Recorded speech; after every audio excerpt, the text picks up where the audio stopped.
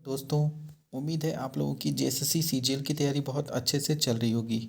और इसी क्रम में मेरा जो ये प्रैक्टिस सेट चल रहा है उससे आप लोगों को कुछ मदद मिल रहा होगा। तो चलिए आज का वीडियो हम लोग शुरू करते हैं। इस वीडियो में हम लोग खोटा के कुछ महत्वपूर्ण प्रश्न देखेंगे। ये भी खोटा का एक रिवीजन वीडियो है। जिस तरह से हम लोग करंट अफेयर का रिवीजन किए उसी तरह ये खोटा का रिवीजन है।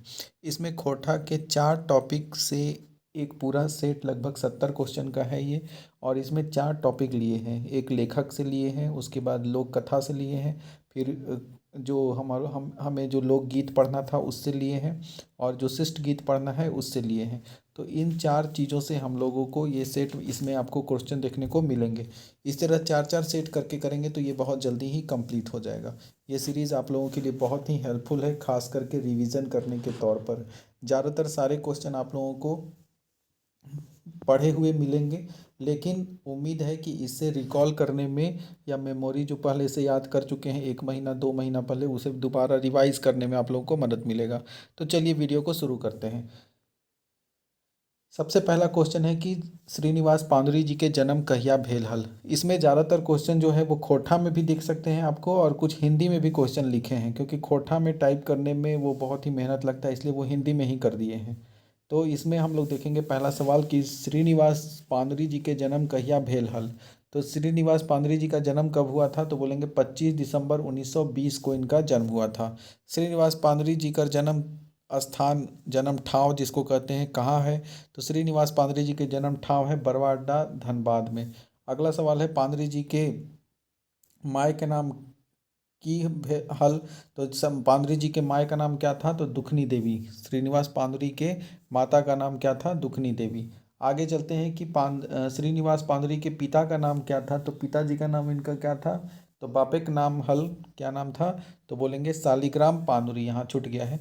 तो श्रीनिवास पांदुरी के पिताजी का नाम था शालिग्राम पांदुरी। पांदुरी जी कितने क्लास तक पढ़ल हद, तो कितने क्लास तक पढ़ल थे, तो वो थे मैट्रिक क्लास तक पढ़े थे। और पांदुरी जी मैट्रिक कहिया पास कर ले हल थी, तो मैट्रिक कहिया पास किए थे, तो 1939 में ये मैट्रिक पास किए थे। पांदुरी जी किस वर्ष से लिखना शुरू किए थे, कौन बरस से लिखना लिखेला शुरू कर ले हल थी। तो पांदुरी जी कौन बरस से लिखना शुरू किए थे, तो बोलेंगे 1946 से इन्होंने लिखना शुरू किया। ठीक है, कब से, 1946 से। श्रीनिवास पांदुरी को खोटा के वाल्मीकि कौन कहे थे। देखिए इसको याद कैसे रखिएगा कि वाल्मीकि, वाल्मीकि जो थे उन्होंने क्या रामायण की रचना की थी, राम भगवान के बारे में वो बताए। तो इसका आंसर भी वाल्मीकि कहने वाले राम दयाल पांडे थे। तो नाम में वाल्मीकि और राम एक दूसरे से रिलेट हैं, तो उसको याद कर लेना है।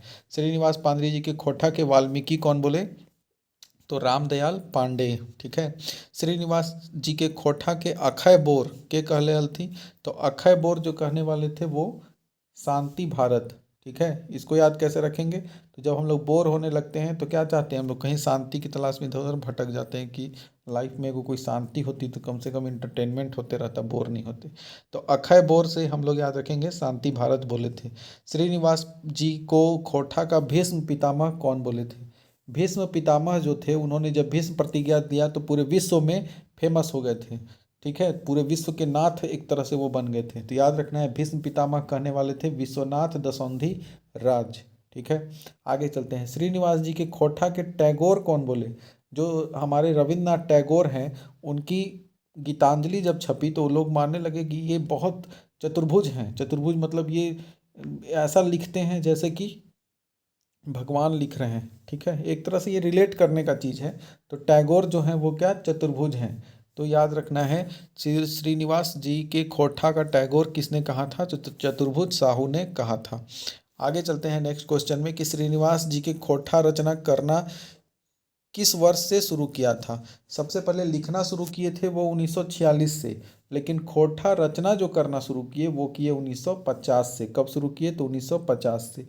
श्रीनिवास जी के मातृभाषा नामक पत्रिका कहाँ से प्रकाशित हुआ था, तो मातृभाषा जो पत्रिका था वो आकाशवाणी रांची से प्रकाशित हुआ था 1957 में। तो याद रखना है कि मातृभाषा नामक जो पत्रिका था इनका, वो आकाशवाणी रांची से प्रकाशित हुआ था और 1957 में प्रकाशित हुआ था। श्रीनिवास जी के पहली नाटक कौन सी थी, तो श्रीनिवास जी के पहली नाटक कौन सा हल है, तो वो था वो था उद्वासल कर्ण। कौन सा नाटक था? उद्वासल कर्ण। श्रीनिवास जी कहाँ सलाहकार के काम किए थे? श्रीनिवास जी सलाहकार के काम कहाँ कर ले हल थो? तो वो बोलेंगे रांची विश्वविद्यालय में। कहाँ किए थे? रांची विश्वविद्यालय में। किस किताब के अनुवाद पानुरी जी ने किया था? तो पानुरी जी ने दो किताब का अनुवाद किया था। एक मेघदूत जो कालिदास वाला है, उसको भी खोरठा में अनुवाद किए मेघदूत नाम से। और दूसरा कम्युनिस्ट मैनिफेस्टो, ये भी एक किताब है जिसका किए हैं। तो दो किताब याद रखना है, मेघदूत और कम्युनिस्ट मैनिफेस्टो का अनुवाद श्रीनिवास पानुरी जी किए थे। मेघदूत का अनुवाद खोरठा के में श्रीनिवास जी ने कब किया था? मेघदूत का अनुवाद कब किया था? तो 1968 में किया था। 1950 में इन्होंने खोरठा में रचना करना शुरू किया। 1946 से इन्होंने अपना लिखना शुरू किया। 1968 में इन्होंने मेघदूत जो है उसका अनुवाद करना शुरू किया। श्रीनिवास जी कैसन कवि हल थी? तो श्रीनिवास जी जो थे वो छायावादी कवि थे। कैसे कवि थे? छायावादी। श्रीनिवास जी के जीवनी के बारे में किसने लिखा है? तो श्रीनिवास जी के जीवनी के बारे में प्रदीप कुमार दीपक ने लिखा है। इसको याद कैसे रखेंगे कि जीवनी कौन लिखा है? देखिए, कहीं भी निवास करने के लिए जीवन में क्या होना चाहिए? दीपक होना जरूरी है। दीपक मतलब प्रकाश, रोशनी होना जरूरी है, तभी ना कहीं रहेंगे। अंधेरा में तो नहीं रहेंगे, अधकुचिया में। तो श्रीनिवास जी के जीवनी के बारे में कौन लिखा? तो दीपक, यानी कि प्रदीप कुमार दीपक ने लिखा श्रीनिवास जी के जीवनी के बारे में। आगे याद रखना है हम लोग को कि खोरठा भाषर का पहला कविता संग्रह बाल किरण की रचना किसने किया? तो पहला कविता संग्रह खोरठा का, सबसे पहले तो यहाँ पे ये सवाल बनता है कि खोरठा का पहला कविता संग्रह कौन है? तो बोलेंगे बाल किरण है। और बाल किरण की रचना कौन किए थे? तो श्रीनिवास जी किए थे 1954 में। कौन किया? श्रीनिवास जी 1954 में। आगे चलते हैं कि श्रीनिवास जी की मृत्यु कब हुई? तो 7 अक्टूबर 1986 को हुआ। श्रीनिवास जी की मृत्यु कब हुई? 7 अक्टूबर 1986। अब बोलेंगे कि श्रीनिवास जी का युग कब से कब तक माना जाता है? तो 1960 से लेकर के 80 तक का जो युग है, 80 तक का जो समय है, वो हम लोग श्रीनिवास पानुरी जी के युग के नाम से जानते हैं। सात भाई एक बहन किसका लिखल कहानी है? तो बोलेंगे सात भाई एक बहिन जो है वो शांति भारत का लिखा हुआ है। सात भाई एक बहिन किसका लिखा हुआ है? शांति भारत। आगे बोलेंगे सात भाई एक बहिन कौन किताब में है? तो सात भाई एक बहिन जो हम लोग को लोक साहित्य पढ़ना है वो खोरठा लोक साहित्य में है। ठीक है, यह कहानी कौन किताब का है? खोरठा लोक साहित्य का, सात भाई एक बहन। नेक्स्ट चलते हैं कि खोरठा लोक साहित्यकार प्रधान संपादक कौन है? खोरठा लोक साहित्यकार के प्रधान संपादक की बात करें तो वो हैं ए.के. झा। कौन है? ए.के. झा। खोरठा लोक साहित्य के प्रधान संपादक कौन है? ए.के. झा। खोरठा लोक साहित्य का प्रकाशक कौन है?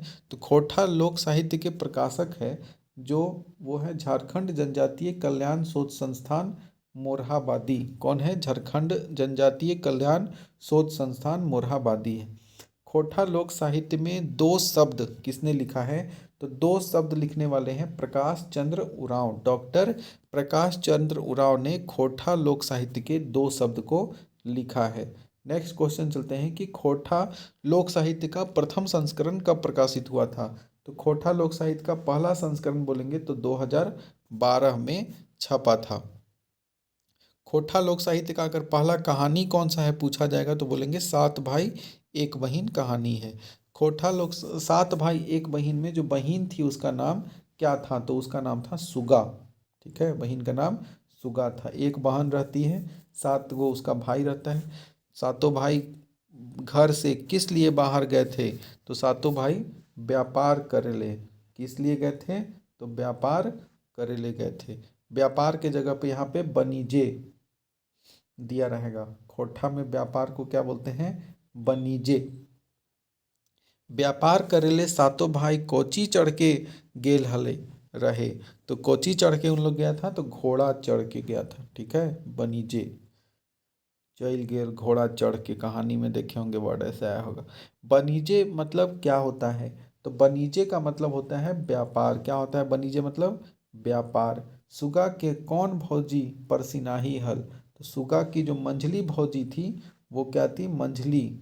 मंझली भौजी जो थी वो परसनाही थी, क्योंकि बड़का घर से आई थी तो इसलिए वो परसनाही थी उथड़ा। सातों गोतनी की दे के पानी भरेला कहलथी। तो सातों गोतनी जो है एगो फूटल घैला दे करके उसको बोली कि जो पानी लेके आओ तबे हमनी तोरा खाए ला देबो। उसके बाद सुगा कहाँ पानी भरे गेल है, तो सुबह सुगा जो है पानी भरने के लिए कहाँ गई थी, बांध से पानी भरेला गई थी। ठीक है। फूटल घैला के छेद में का बैठ गया था, बांध में जब गई तो वहाँ फूटल घैला मिलल था तो रोने लगी। रोना सुन करके तालाब से बेंग उंग सब आया। तो फूटल घैला के छेद में का बैठ गया था, तो बेंग उसका मदद करने के लिए। कौन सांप काठ के बांधना बन गई, तो कौन सांप उसका बांधना बन गया था, तो बोलेंगे धामन सांप जो था वो काठ का बांधना बन गया था, मतलब लकड़ी जो चुन के ला रही थी तो उसको बांधने के लिए धामन सांप उसका मदद किया था। कौन तियन लावला जंगल में गले गेल, तो कौन तियन लेने के लिए सातों भौजी सुगा के लेकर के जंगल में गई थी, तो बोलती है डुमर तियन खाए के मन करे थे सुगा चल। तो उसको फुसला के ले जाती है डुमर पेड़ के पास, डुमर तियन लाने के लिए। पछिया माने की होवऽ है, तो पछिया का मतलब होता है टोकरी। ठीक है, आगे चलेंगे। धनेक धधैनी के संकलन करता कौन है, धनेक धधैनी कौन लिखा है, देखिए जिसके पास धन का अगर धधैनी हो जाएगा ना तो शांति के साथ भारत में नहीं रह सकता है, तुरंत भागता है यहाँ से, देखते हैं विजय माल्या ये सब। तो उसी तरह याद रखिए धनेक धधैनी के संकलन करता है शांति भारत। ठीक है, ये सब कहानी का जो लेखक है उसको रिलेट करिए अपने से, तब याद रहेगा। बूढ़ी के बेटा का नाम क्या था, धनेक धधैनी में जो बुढ़िया रहती है उसका बेटा का नाम क्या रहता है, चमटू। बूढ़ी चमटू के कटे तका दे ले रहल, तो कितना तका उसको दी थी, तो बोलेंगे रूपाक टका। ठीक है। उसके बाद चमटू हाथ से की लान लय, तो चमटू जब हाट यानी कि मेला में गया तो वहाँ से क्या लाया, वहाँ से लाया बंदर खरीद के, एगो का लाया बंदर। टटका मने का हुआ है, तो टटका मतलब होता है बहाना, टटका याद रखना है ये सब वर्ड, एगो कोई पूछेगा इस तरह का वर्ड का, तो टटका मतलब क्या होता है, बहाना मारना या बहाना, जिसे बंदरवा बहाना करके मरे वाला नाटक किया था, तो टटका मतलब बहाना। एक पठिया, पटिया लिखा गया, एक पथिया है। एक पथिया डोंगल महुआ किताब के संपादक कौन है, बोलेंगे एक पथिया डोंगल महुआ के संपादक हैं संतोष कुमार महतो। एक पथिया डोंगल महुआ का प्रकाशन कब हुआ था, तो ये प्रकाशन 2 बार हुआ है, पहला बार 1990 में और दूसरा 2005 में। तो पहला प्रकाशन 1990 और दूसरा 2005 में हुआ है एक पथिया डोंगल महुआ का प्रकाशन। संतोष कुमार महतो इसके संपादक हैं, संकलन करता है बोल सकते हैं। एक पथिया डोंगल महुआ के प्रकाशक कौन है, तो एक पथिया जो है वो डोंगल महुआ के प्रकाशन है रामधन प्रकाशन गंगजोरी बोकारो। कहाँ, तो रामधन प्रकाशन गंगजोरी बोकारो। एक पथिया डोंगल महुआ किताब में भूमिका किसने लिखी है, तो किताब की जो भूमिका लिखने वाले हैं वो हैं दयानंद बटोही। एक पथिया डोंगल महुआ किताब की भूमिका किसने लिखी, दयानंद बटोही। एक पथिया डोंगल महुआ की पहली कविता कौन सी है, तो पहली कविता क्या है इसकी, तो बोलेंगे हमनी सब एक, इसकी पहली कविता है। कौन है, हमनी सब एक। हमनी सब एक कविता के लिखवैया कौन है, तो बोलेंगे हमनी सब एक कविता के लिखवैया है श्रीनिवास पानुरी। कौन है, श्रीनिवास पानुरी।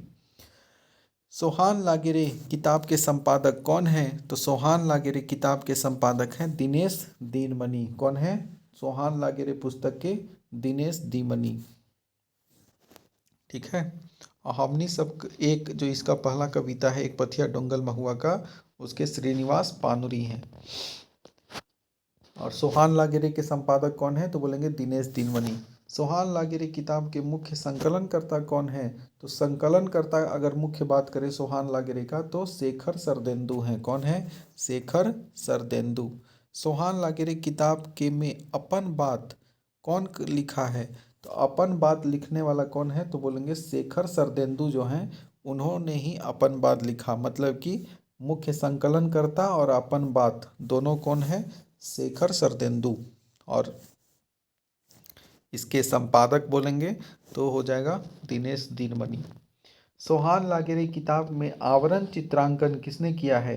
तो आवरण चित्रांकन जो किया है, आवरण मतलब उसका कवर को जो फिगर बनाए हैं, उसमें कवर का जो मेन पेज है उसको सजाने वाला कौन है? दयाल साव। कौन है? दयाल साव। सोहान लागिरी किताब का प्रकाशन कब हुआ? तो पहला प्रकाशन 2006 में और दूसरा 2019 में। और सोंध माटी का कब हुआ था? सोंध माटी बोल रहे हैं उसका, एक पथिया डोंगल में हुआ कब पढ़े? तो 1990 में, और दूसरा 2005 में। सोहान लागिरी का कब हुआ? 2006 में और 2019 में। बार बार रिकॉल करने से दिमाग में रहेगा। सोहान लागिरी किताब का प्रकाशक कौन है? सोहान लागिरी किताब के प्रकाशक का बात करें तो वो है पृथ्वी प्रकाशन, नई दिल्ली से छपा है सोहान लागिरी। कहाँ से? पृथ्वी प्रकाशन नई दिल्ली से। फिर बोलेंगे सोहान लागिरी पुस्तक कौन रचना है? तो सोहान लागिरी पुस्तक जो है वो कैसी रचना है? तो खोटा गीत और पहेली संकलन है। मतलब सोहान लागिरी में हम लोग को गीत मिलता है और पहेली संस्करण मिलता है। गरीब किसका उपनाम है? तो गरीब जो है वो शिवनंदन पांडे जो हैं उनका उपनाम क्या है? गरीब। शिवनंदन पांडे गरीब। ठीक है, जैसे दिनेश कुमार दीनमणि उपनाम है, उसी तरह शिवनंदन पांडे गरीब उपनाम है। मांदर बाजेरे बासी बाजेरे किस किताब में लिखी गई है? तो मांदर बाजेरे किस किताब में लिखल है? तो ये सोहान लागिरी का है। कौन? मांदर बाजेरे और बांसी बाजेरे। मांदर बाजेरे बांसी बाजेरे गीत के लिखवैया के है? तो बोलेंगे सुकुमार। देखिए, जब हम लोग को मांदर बजाई के सुनाई देता है और बांसी मतलब बंसी, यानी बांसुरी जब बजता है तो हम लोग को कैसा लगता है? बहुत ही सुंदर लगता है, सुकुमार लगता है। ठीक है, सुकुमार मतलब क्या होता है? सुहाना। तो इसलिए हम लोग याद रखेंगे मांदर बाजेरे बांसी बाजेरे हम लोग को सुकुमार लगता है। ठीक है। मांदर बाजेरे गीत के कौन कौन त्योहार का चर्चा किया गया है? तो मांदर बाजेरे बांसी बाजेरे गीत जो है उसमें कर्मा त्योहार के बारे में बोला गया है, सोहराय त्योहार के बारे में, टूसू बावड़ी सरहुल। ठीक है, ये सब त्योहार के बारे में बताया गया है। आगे चलेंगे कि दोहा गीत किस ऋतु का लोकगीत है? दोहा गीत जो कब गाया जाता है? तो बोलेंगे दोहा गीत जो है वो शीत ऋतु में है। डीहा लिखा गया है, दोहा गीत है वो शीत ऋतु में गाए जाने वाला गीत है। कौन सा गीत? दोहा गीत। झींगा फूल और काशी फूल कौन महीने फूटो है? तो झींगा फूल और काशी फूटो है भादों में। कर्मा त्योहार में हम लोग पढ़े हैं भादों के समय झींगा फूल और काशी फूल ये सब फूटता है। कर्मा त्योहार कब मनाया जाता है? तो कर्मा त्योहार जो है वो मनाया जाता है कब? भादो इंजोरिया एकादशी को मनाया जाता है। मतलब भादो में शुक्ल पक्ष एकादशी को मनाया जाने वाला त्यौहार है कर्मा। कब? भादो इंजोरिया एकादशी में। बावड़ी और टूसू पर्व कौन महीना मनाया जाता है? तो बावड़ी और टूसू देखिए पूस महीना मनाया जाता है। जैसे मकर संक्रांति मनाते हैं उसी के समय बावड़ी टूसू पर्व जो है वो मनाया जाता है पूस में। आगे चलेंगे, घेरा गीत किस महीना में गाया जाता है? घेरा गीत जो है वो शीत ऋतु में। देखिए होता क्या है कि आग जलते रहता है, जब आग तो उसके चारों तरफ सब घेरा बना के बैठे रहते हैं, है कि नहीं? तो याद रखना है घेरा गीत आग कब जलाते हैं हम लोग तापने के लिए? गर्मी में, सॉरी ठंडा में। तो आग जो है ठंडा में जलाते हैं तो घेरा गीत उस समय चारों तरफ घेरा बना के बैठ जाते हैं, तो और कई लोग उसी में गीत गाने लगता है। तो घेरा गीत जो है वो शीत ऋतु में गाया जाता है। और दोहा गीत भी शीत ऋतु में।